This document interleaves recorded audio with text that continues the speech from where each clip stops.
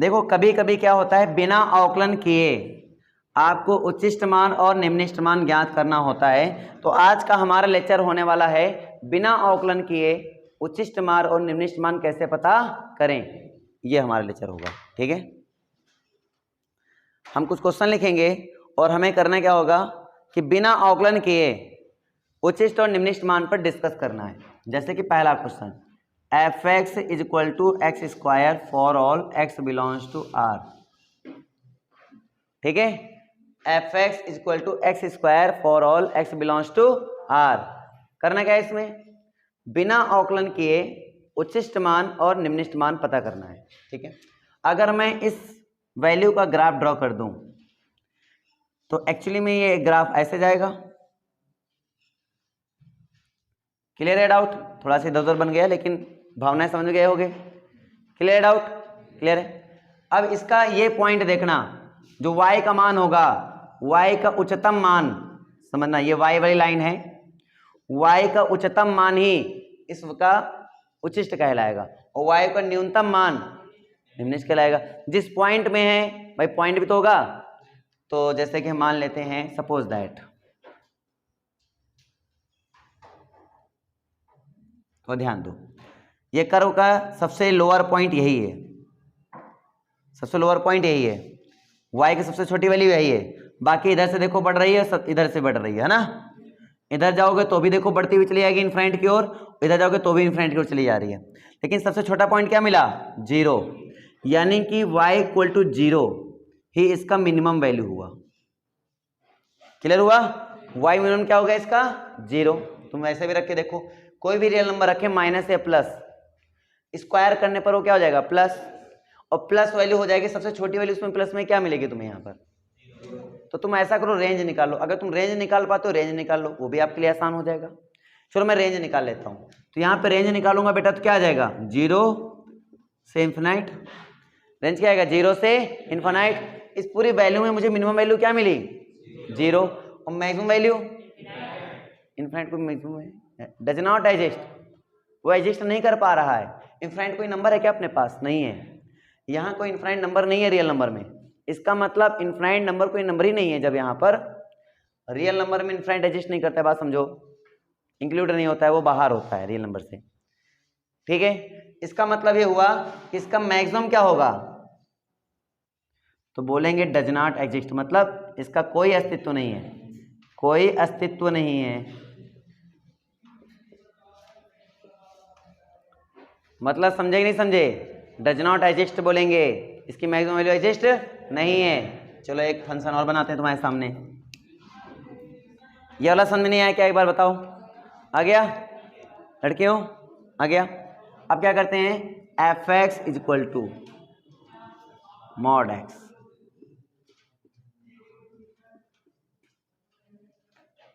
ये लो, अब इसके बारे में डिस्कस कर लो। इसका मिनिमम वैल्यू क्या होगा? मॉड का काम होता है नेगेटिव वैल्यू को भी पॉजिटिव कर देना, और पॉजिटिव तो पॉजिटिव रखेगा। तो सबसे मिनिमम वैल्यू क्या बनेगा? 0, और मैक्सिमम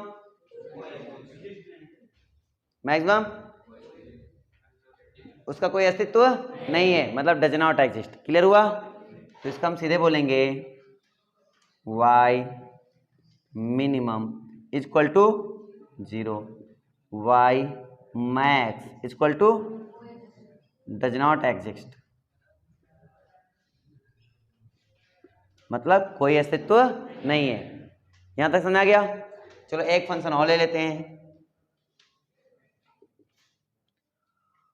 और इसमें ले देते हैं sin x।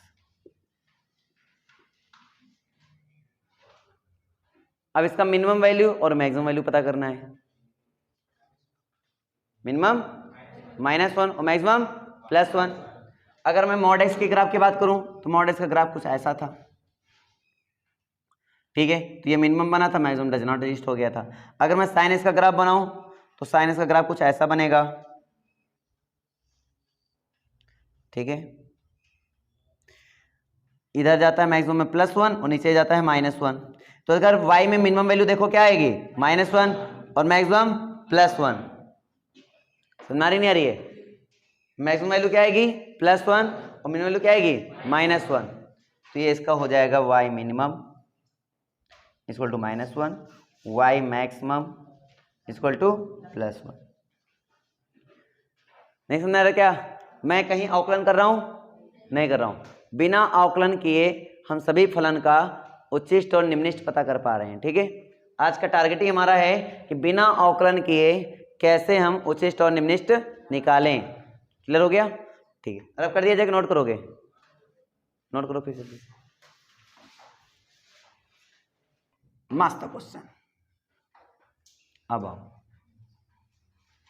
हम ग्राफ के लिए बना लिए, हम अपने लिए बनाए हैं, तुम्हारे लिए नहीं बनाए हैं। ये तुम्हें नहीं नोट करना, तुम्हें नोट करना ये मात्र f(x) equal to x, f(x) equal to x for all x belongs to open interval 0 to 1। हमें करना क्या है? y मिनिमम और y मैक्सिमम निकालना है। क्या आप लोग मुझे बता सकते हो इसका y मिनिमम और y मैक्सिमम मतलब उच्चिष्ट मान और निम्निष्ट मान फलन का क्या होगा इस डोमेन के लिए? ये देखो, हमने बोला सोच लो, कर लो, आराम से बताओ। तुम अवकलन विधि भी लगा सकते हो, कोई दिक्कत नहीं, मैंने छूट दिया। हर एक क्वेश्चन का अवकलन लगा नहीं सकते हो, लेकिन तुम्हें मैंने छूट दी, तुम अवकलन विधि से भी लगाओ, जाओ।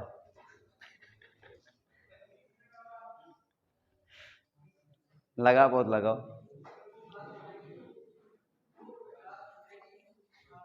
बढ़िया क्वेश्चन है। और अगर उत्तर दिया तो विद लॉजिक देना पड़ेगा, ये भी इंपॉर्टेंट है। अच्छा, लॉजिक दोगे? चलो ठीक, तुम अपना रखे रहो, अभी हम आते हैं तुम्हारे पास। पहले सबको एक बार सोचने दो, शायद किसी का कुछ नया प्रकट हो जाए, ब्रह्मांड की तरीके से आए, नई विविधता निकल आए। अभी अभय वगैरह बैठे हुए हैं, महारथी जागृत हो जाएंगे अभी थोड़ी देर बाद, प्रचंड महारूप लेंगे अभी, है ना? हेमंत सोच रहा है कोई मुझे याद कर ले। हम भी थोड़ा लड़कियों के पीछे बैठे हुए हैं, हमें लगता है लड़कियों के पीछे छिपने वाले इंसान को हम याद नहीं करते हैं। सूर्य बोल रहा है सूर्य का तेज है मुझ में, मुझे याद करके दिखाओ। सबको याद करेंगे हम। गगन, आपका क्या विचार है? आंसर क्या आएगा? सोचो, एकदम क्लियर सब कुछ है। लड़कियों तुम लोग बताओ बेटा, आंसर क्या आएगा? हेमंत बेटा, आंसर क्या आएगा?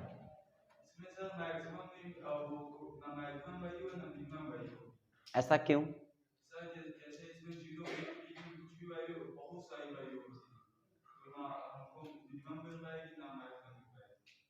अच्छा, तुम बताओ, तुम बताओ क्या हूं क्या? ग्राफ बना के समझा सकते हो?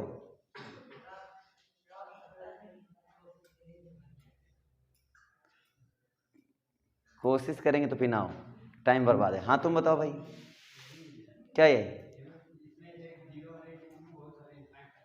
हाँ तो अच्छा चलो ठीक है, कुछ देर के लिए।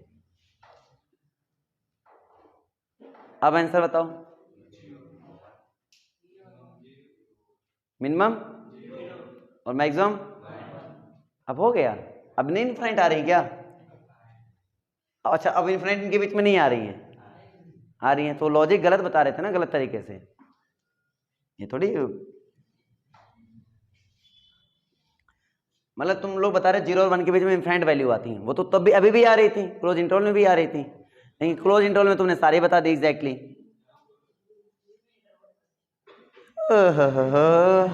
चलो हम समझाते हैं। y और f(x) की लाइन है, मतलब ये लाइन एकदम सीधी जानी चाहिए थी, राइट? लेकिन ये 0 पर जो वैल्यू है, ये 0 एग्जैक्टली वैल्यू ले नहीं रहा है। इधर एक गोला है, क्या है? एक गोला। ये एग्जैक्टली 0 की वैल्यू लेगा नहीं, बस समझ आ रहा है? ठीक है। अब 1 की भी एग्जैक्टली वैल्यू लेगा नहीं है, एग्जैक्टली 1 की वैल्यू ये नहीं देगा, नहीं तो एग्जैक्टली 0 की वैल्यू देगा। ठीक है, इसलिए मैंने देखो गोला मार दिया। अगर गोले को भर देता तो वैल्यू दे रहा है, अगर गोले को मैंने खाली कर दिया मतलब वैल्यू नहीं दे रहा है। अब इसका मतलब क्या हुआ? अगर मैं इसके आसपास जाऊं तो इतने में ही इतनी वैल्यू एडजस्ट कर जाएंगी कि आप किसी को डिसाइड नहीं कर पाओगे कौन सा आंसर है। सपोज करो आपने बोल दिया सर 0.99, 0.99, तो एक इंसान और खड़ा हो जाएगा, बोल देगा 0.999, और तुमने उसका आंसर बोला था चलो ठीक 0.999, तुम पागल, 0.99999, समझ पा रहे हो मेरी बात, समझ पा रहे हो? और तुमने बोला फिर चलो ठीक है 0.99999, 0.999999999, समझ के देखो, मतलब एग्जैक्टली 1 के एकदम आस पास रहोगे, लेकिन 1 तो हो नहीं सकता, और 1 के आसपास कितनी वैल्यू एग्जिस्ट कर सकती है? इनफाइनाइट। तो आप लोग ये डिफाइन कर नहीं सकते कि वो कौन सी एग्जैक्टली वैल्यू होगी, तो हम इसमें सीधे क्या बोलेंगे, मैक्सिमम के लिए कोई लिमिट नहीं है, मतलब डज नॉट एग्जिस्ट।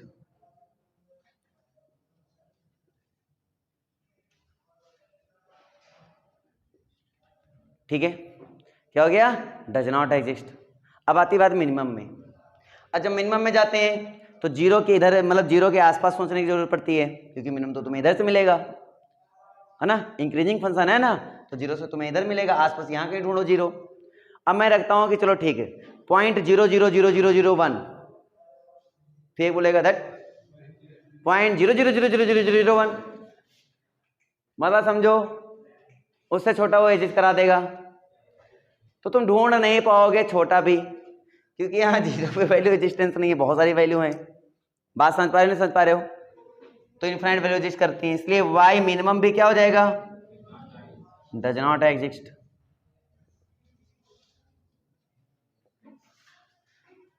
अगर मैं यहीं पे क्लोज इंटरवल लगा दूं तो एग्जिस्ट कर जाएगा, बस ओपन में नहीं करेगा। ठीक है, समझ आया बेटा? ठीक है, एक क्वेश्चन और दे रहा हूं,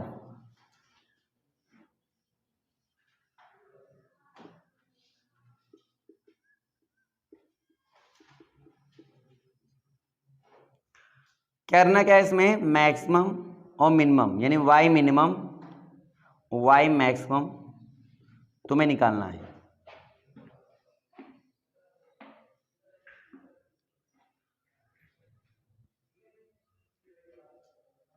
आंसर बोलो, जिससे पूछे वो बताएगा कि सबका लग गया, सबका लग गया।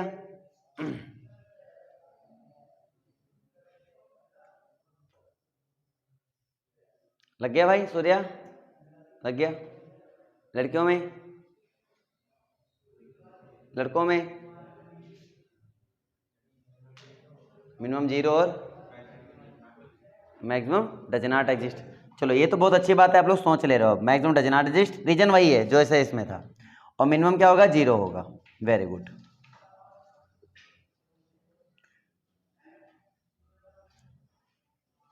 और यहीं पे अब बताओ, मैक्सिमम 1 और मिनिमम जीरो, लॉजिक क्लियर है ना?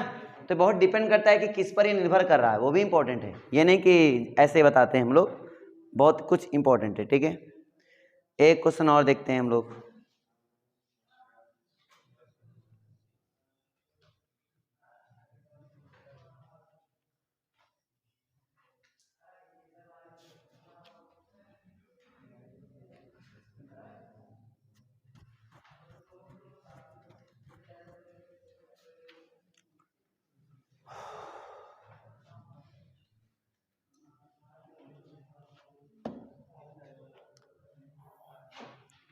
एक क्वेश्चन और दे रहा हूं, इसको बताओ, f(x) equal to X square minus 2x plus 1, बहुत सिंपल वैल्यू, मिनिमम और मैक्सिमम दो निकालना है for all x belongs to real number. बिना अवकलन किए, ये भी बता रहा हूं।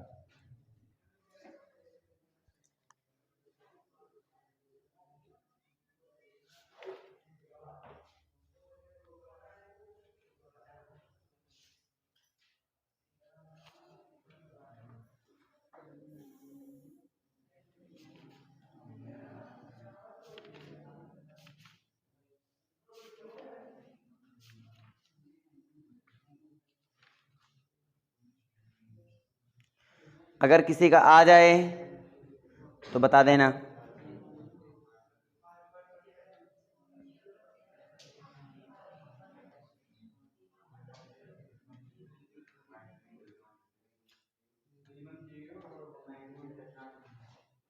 Minimum 0, maximum does not exist. अच्छा, आपको बताओ क्या पक्का यही आया? यही आया? कैसे आया?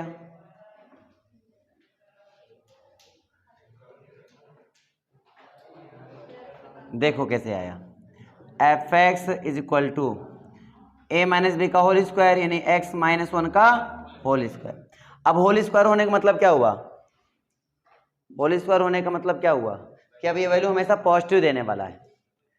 अब हम ऐसे क्या रखें जिससे मिनिमम वैल्यू दे, तो 1 रखने पर मिनिमम देगा। क्या रखने पर? 1। तो x इक्वल टू 1 रखा तो क्या हो जाएगा? 0। इसका मतलब x इक्वल टू 1 पर ये मिनिमम देगा। ठीक है, तो मिनिमम में आएगा 0 एट x इक्वल टू 1। बात समझ आ रही है? लेकिन मैक्सिमम की कोई लिमिट नहीं है, क्योंकि आप कुछ भी रख दो, उसको स्क्वायर करोगे, कोई ना कोई पॉजिटिव वैल्यू उससे बड़ी उससे बड़ी उससे बड़ी, कोई इसकी लिमिट नहीं है। कहाँ जाएगा? इन्फिनिटी की ओर जाएगा। कहाँ जाएगा? इन्फिनिटी की ओर जाएगा। इसलिए यहाँ पर मैक्सिमम में क्या बोलूँगा मैं? मैक्सिमम बोलूँगा डज नॉट एग्जिस्ट। बोलो कहानी क्लियर हुआ नहीं हुआ? बच्चों कहानी क्लियर है? कभी कभी क्वेश्चन बहुत इजी होते हैं लेकिन फिर भी हम परेशान हो जाते हैं। उसका कारण ये होता है कि क्वेश्चन को समझने से ज़्यादा क्वेश्चन को लगाने की चिंता हो जाती है।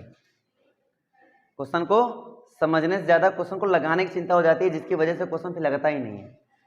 तुम लगाने को लेकर परेशान है तो क्वेश्चन को समझा ही नहीं तुमने क्वेश्चन को देखा और देखते ही पेन कॉपी चलाना स्टार्ट। देखो पहले है क्या, एक साइन एक्स है और एक कॉस एक्स है।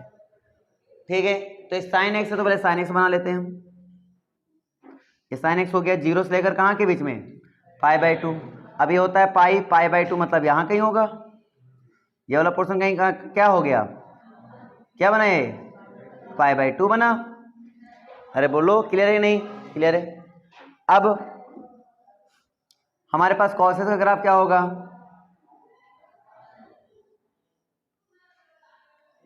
ये थोड़ा यहाँ से निकलना चाहिए, थोड़ा सा गड़बड़ हो गया ये ग्राफ, फिर से बना लेता हूँ मैं।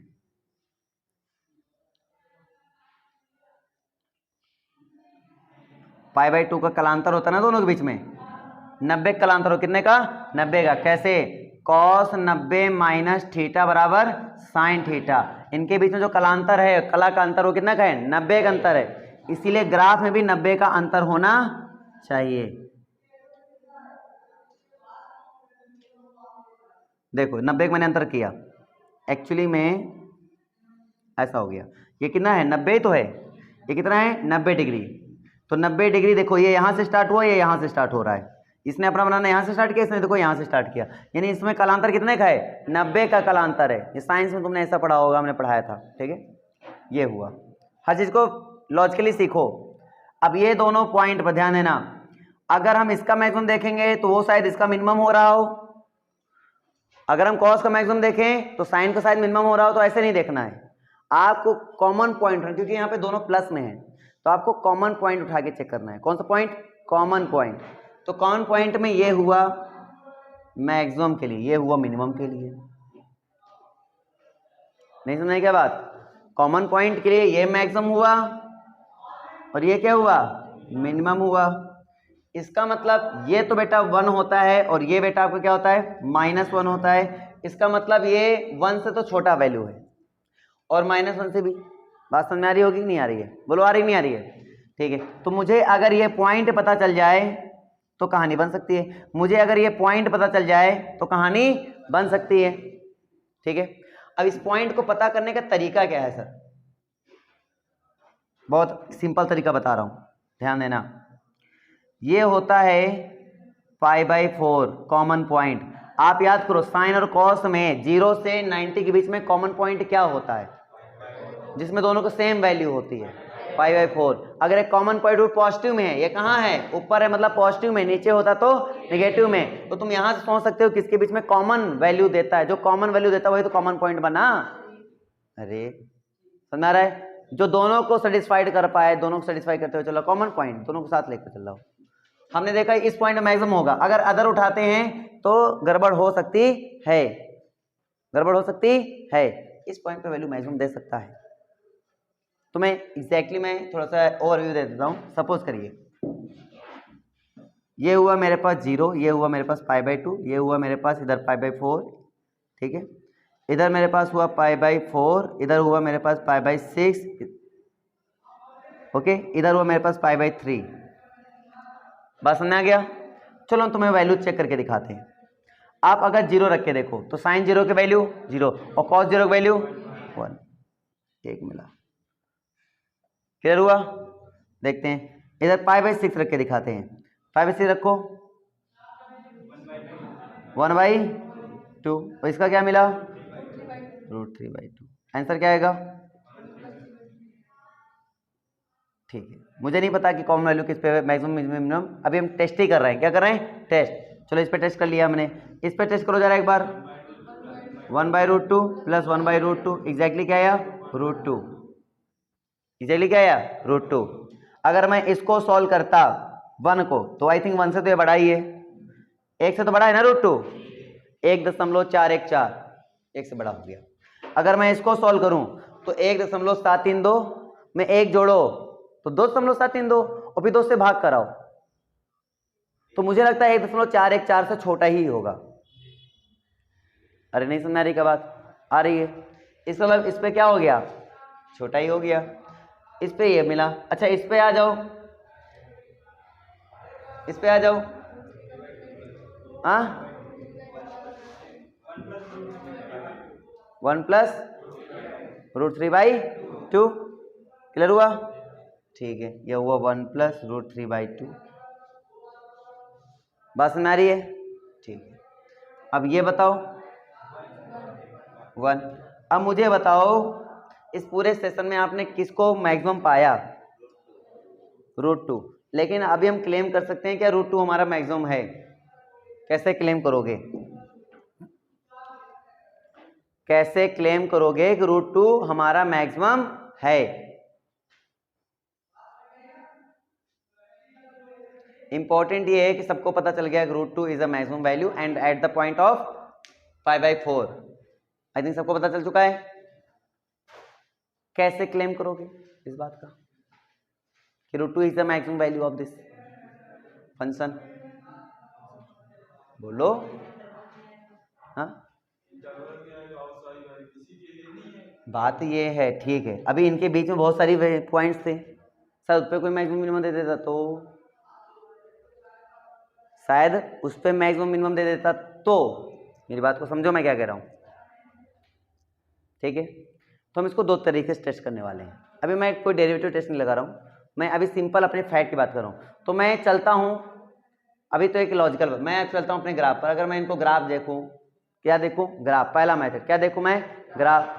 तो ग्राफ में अगर मैं सारे पॉइंट को ड्रा करते हुए समझूं तो एक नया ग्राफ ड्रा करूं इसका कॉम्बाइन का सीधे, और उसका जो पीक पॉइंट हो जाए तो एक वो हो गया मैक्सिमम वैल्यू। नहीं समझ क्या बात? उसका क्या हो जाए? पीक पॉइंट हो जाए तो वो हो गया मैक्सिमम वैल्यू। अगर मैं ये डिसाइड कर पाऊँ कहाँ से इंक्रीजिंग कहाँ से डिक्रीजिंग, जैसे मैं फंक्शन को देख पा रहा हूँ कि यहाँ से यहाँ तक वो क्या किया? इंक्रीज कर दिया, और यहाँ से बाद क्या कर रहा है? डिक्रीज कर रहा है।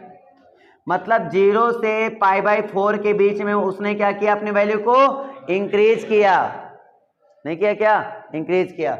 और उसके बाद इस वाले पॉइंट के बाद π/4 तक, और फिर π/4 से π/2 तक उसने अपने को क्या किया? डिक्रीज किया, और π/4 पर वैल्यू उसने अपने आप को मैक्सिमम दे दिया। नहीं समझा क्या? इंक्रीज का लास्ट पॉइंट तो π/4 ही है ना, जहां से डिक्रीज होना स्टार्ट हुआ। इसका मतलब π/4 पे जाके वो इंक्रीज होकर खत्म हुआ, वहां से हो गया डिक्रीज।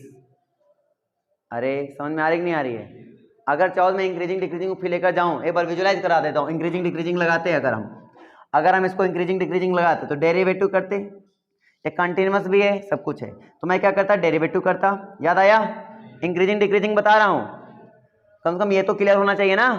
तो अगर मैं इंक्रीजिंग डिक्रीजिंग लगाता तो मैं सब नहीं आता, मैं क्या करता? फिर तुरंत इसका डेरिवेटिव करता। साइन एक्स का क्या होता? कॉस एक्स, और माइनस क्या होता? Sine x. ये कोई मैं मैक्सिमम मिनिमम डेरिवेटिव टेस्ट लगा के नहीं कर रहा हूँ, मैं इंक्रीजिंग और डिक्रीजिंग को पता कर रहा हूँ। समझ में आ रहा है नहीं आ रहा है? और तुम ये सीखो कि इंक्रीजिंग डिक्रीजिंग हमारे मैक्सिमम मिनिमा के लिए कैसे वर्क करते हैं। इस क्वेश्चन से तुम ये भी सीख जाओगे कि जो इंक्रीजिंग डिक्रीजिंग होता है वो मेरे मैक्सिमम मिनिमा के लिए कैसे वर्क करता है। क्लियर हो रहा है नहीं हो रहा है? तो दिखाता हूँ। ये किया मैंने, हमने बताया था सीधे इसको 0 मान लो और यहाँ पॉइंट निकालो। x का पॉइंट क्या आएगा 5/4, ठीक है। और नंबर लाइन ड्रॉ कर दो और यहाँ पे था 0, यहाँ है π/2 और इसके बीच में क्या मिल गया π/4। आपको पता करना है तो आप सीधी सी बात ये रखिए कि इसमें इसके बीच की कोई भी वैल्यू रखो। देखियो नेगेटिव देता है पॉजिटिव, तो हमने रखा, चलो हमने रख दिया इसके बीच में 0 रख दिया हमने, या इसके बीच में और 0 रख नहीं सकते, इसके बीच का कुछ रख दो। हम इसके बीच का रख सकते हैं π/6, क्या रख सकते हैं π/6। चलो बताओ π/6 cos π/6 की वैल्यू √3/2, क्या √3/2, तो इसका क्या होगा 1/2। पॉजिटिव नेगेटिव, पॉजिटिव, बड़ी वैल्यू है छोटी वैल्यू है, बड़ी है छोटी है, तो पॉजिटिव नेगेटिव पॉजिटिव। इसका मतलब इस वाले बीच में क्या होगा इंक्रीजिंग, पॉजिटिव मतलब क्या हुआ इंक्रीजिंग, इस इंटरवल पे क्या हुआ इंक्रीजिंग, और इस इंटरवल पे क्या होगा डिक्रीजिंग। करके दिखाऊं? इसके बीच में क्या रखो π/3, अब π/3 रखो तो ये दे देगा तुम्हारा 1/2, ये दे देगा √3/2। अब ये लेस देन 0 होगा, इसका मतलब इसमें क्या आ गया नेगेटिव। हमने कहा जिस इंटरवल में नेगेटिव आ जाए उसमें डिक्रीजिंग, और जिस इंटरवल में पॉजिटिव आ जाए उसमें इंक्रीजिंग। सिखाया था, समझ में आ गया होगा। अब ये इंक्रीज किया यहां तक, उसके बाद यहां से क्या हो गया डिक्रीज। तो इस पॉइंट पे मैक्सिमम हुआ कि नहीं हुआ बताओ? नहीं हुआ? हुआ। कम समझ आया? आ गया। मिनिमम का तुम दिक्कत है, मिनिमम का तुम नहीं बता सकते हो डिसाइड, क्योंकि इधर जीरोस के आसपास कुछ वैल्यू पे मिनिमम आना स्टार्ट हुआ, मुझे नहीं पता, इधर π/2 के आसपास, तो मिनिमम थोड़ा डिसाइड कम हो पा रहा है, लेकिन मैक्सिमम एकदम क्लियरली डिसाइड हो रहा है। नहीं डिसाइड हो रहा है? क्या हो रहा है? तो यहाँ मैक्सिमम के लिए डिसीजन है, मिनिमम के लिए डिसीजन नहीं है। तो मैक्सिमम के लिए डिसीजन है कि π/4 पर ये मैक्सिमम वैल्यू देगा, और वैल्यू कितनी आएगी √2, कितनी आएगी √2। अभी भी नहीं समझ में, बताओ मुझे। आ गया? तो अलग अलग तरीके से मैंने देखा, तो इसकी जो मैक्सिमम वैल्यू होगी वो होगी एट अ पॉइंट π/4, और वैल्यू जो होगी f max वो कितनी होगी √2। क्या वो कहाँ गया? हाँ कौन बोल रहा है? कुछ समझ में आया? सबको नहीं आया? सबको बेटा समझ में आ गया? ठीक, नोट नहीं करना है, ये एक डिस्कशन है, नॉलेज डिस्कशन। आप किस चीज को कैसे कैसे अप्रोच करते हैं इस बात का डिस्कशन, हमने जो सीखा है उसको अप्लाई कैसे करते हैं इस बात की डिस्कशन। समझ में नहीं आ रहा है? सब कुछ पढ़ना इंपॉर्टेंट नहीं है, सब कुछ पढ़ने के बाद उसका इंप्लीमेंट करना अपनी नॉलेज के साथ उसका। जैसे इंग्लिश लोग, बहुत लोग सीख लेते हैं लेकिन लैंग्वेज में इंग्लिश नहीं डाल पा रहे हैं, तो इसका मतलब इंग्लिश में कहीं ना कहीं थोड़ा कॉन्फिडेंस कम है। तुम लैंग्वेज में इंग्लिश इंप्लीमेंट करना स्टार्ट कर दो, कॉन्फिडेंस धीरे बढ़ना स्टार्ट हो जाएगा। एक बार बोलना स्टार्ट हो गया, जब कोई लैंग्वेज को तुम फ्लो से बोल लेते हो ना, फिर दिक्कत नहीं होती कि हिंदी में बात करें या इंग्लिश में बात करें। उसी प्रकार से जिस पर अगर नॉलेज एक बार अच्छे से स्ट्रांग हो गया, फिर दिक्कत नहीं होगी कहाँ पे कौन सा मान लो तुम्हें लगाना है पॉइंट, तुम्हें ये दिक्कत है ही नहीं, तुम आराम से सोच लोगे, कोई दिक्कत नहीं है। बातें क्लियर है ना? ठीक है, तो सब लोग थोड़ा सा प्रैक्टिस करो, आपकी थोड़ी प्रैक्टिस थोड़ी गड़बड़ है, सब लोग प्रैक्टिस करो।